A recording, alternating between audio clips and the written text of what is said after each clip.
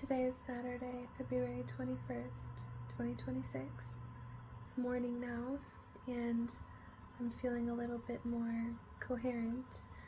I had my C-section under anesthesia. It's about 24 hours now post C-section, and I'm unhooked from everything. No more fluids or Pitocin or Dilaudid.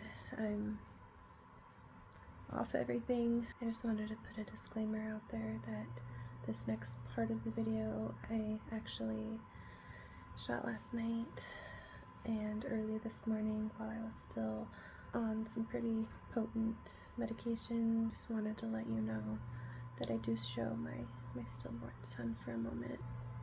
I did it. I was able to deliver my son.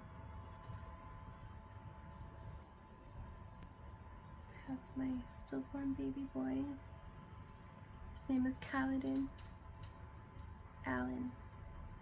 His middle name Alan was my father-in-law who passed away this fall. I know he's in heaven with his granddad right now. I'm so relieved, but heartbroken. He's a perfect little angel. Finally was able to deliver him at 30 weeks and 3 days. I was put under general anesthesia, which is different than my previous C-section. But since I didn't have an epidural and I didn't exactly want to do a spinal tap, I decided that was the best way. Also for my mental health, I was sort of dreading the thought of feeling all that tugging and pulling and all of it just to have a baby come out and not cry. Was just scared of that. Scared of seeing him. Kind of softened the difficulty of that experience. After my C-section, my husband and our daughter came to visit me, and it really was good for my morale. It boosted my mood, and I was really happy to see them. I was scared at first when I was being put under anesthesia. They had the mask on me and I could feel myself beginning to drift away, and I just remember thinking how much I love my family, and I started to get a little scared about it, thinking, what if I don't wake up? And that's a bit of a dark thought, I know, but it's a risk. You know, they make you sign all of those papers and waivers to reduce their liability, and so I knew it was a real possibility. I also knew it was a possibility, a very slim one, albeit, that I could have a hysterectomy or really anything could go wrong. But by the grace of God and thanks to all the prayers from people, I've had a successful C-section. The chaplain at the hospital took a picture of the baby on a camera, and she asked me if I wanted to see, and I said yes, I do want to see, and she let me see what the baby looked like, and I saw his face. There was a bit of discoloration to his skin. It was red. Maybe worse for other people to see, but for me, I saw my baby. When I saw that picture of him, I just saw my child, my little angel, and it's like a veil was sort of put before me, and I just saw him, and he was beautiful. I called my husband and said, please come to see him. I wanted my husband to see him. And so I had the chaplain and the nurse there on speakerphone reassuring him that he would be fine to look at. And so I'm really grateful that his little face was so perfectly intact.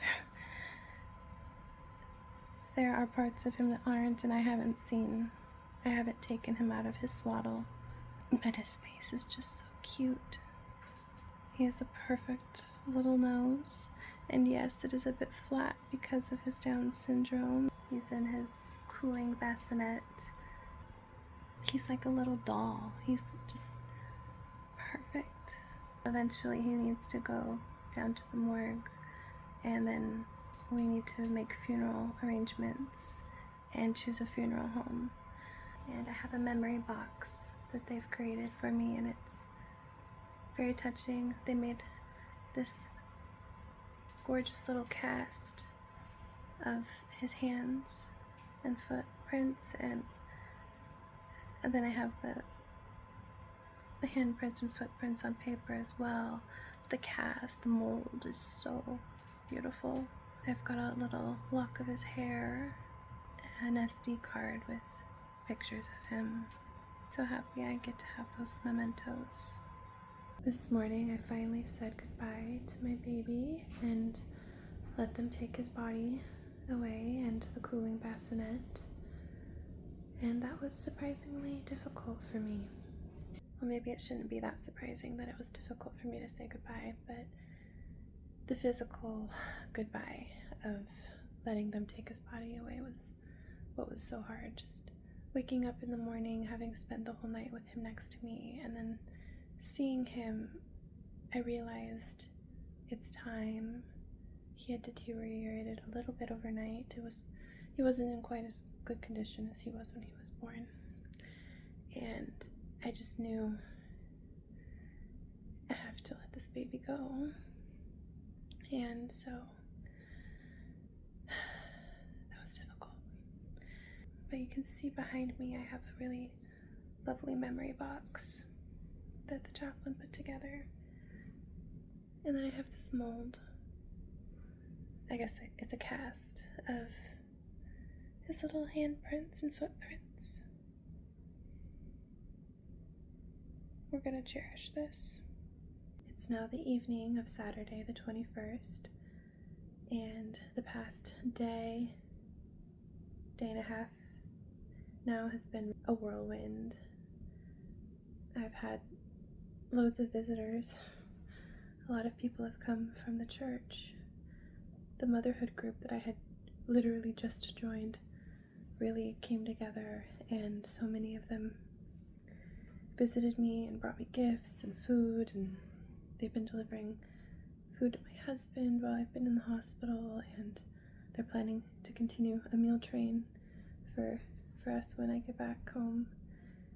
I talked to the doctor today, and he thinks I could go home as soon as tomorrow morning, Sunday morning, and so I'm really gonna keep my fingers crossed that happens. As you can see, I'm standing, I'm walking. I went for a walk up and down the hall earlier today, and I've been walking around my room a little bit. I've gone to the bathroom many times.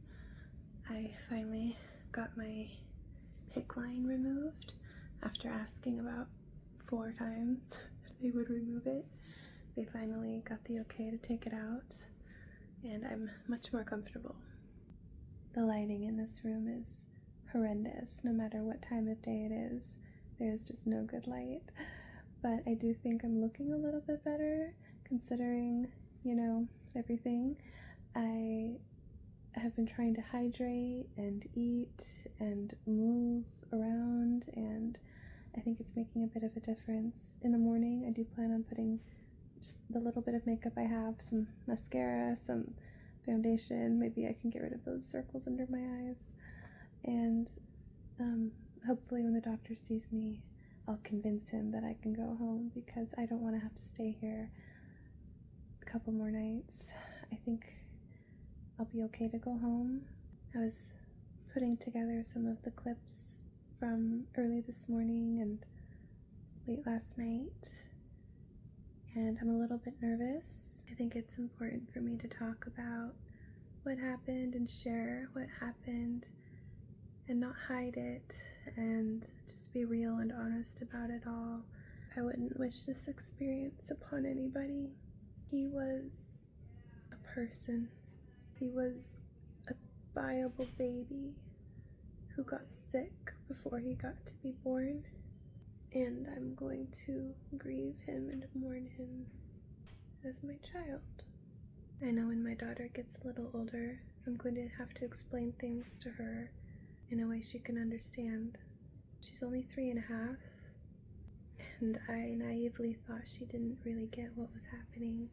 But earlier she came to visit me. I was looking at my stomach and I was commenting to my husband that it definitely looks different, like I don't have a baby in it anymore. And my daughter came around my bedside and put her little hand on my tummy and says, "Baby?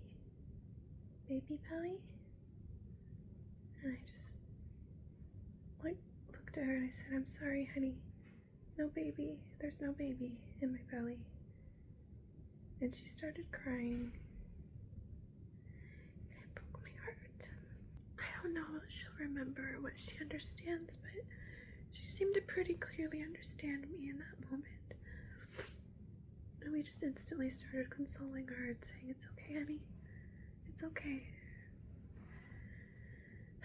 And being the resilient little girl she is, she just picked herself up and she was okay.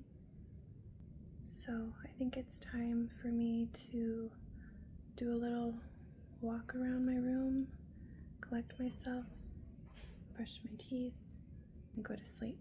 I really need to get some rest, and hopefully tomorrow is a better day. Thank you for watching my video. I'm sorry, it's so sad. That's just the reality of the situation. But things will get better, and I just look forward to the future despite everything that's going on. I really have faith that I can be happy. My family will be okay. My husband, my daughter, and we will all be okay. We'll get through it together. We're stronger together. I do believe my son is in a better place, and he is experiencing peace and love, and he's in good health in heaven. It's time for me to rest now. Have a good night.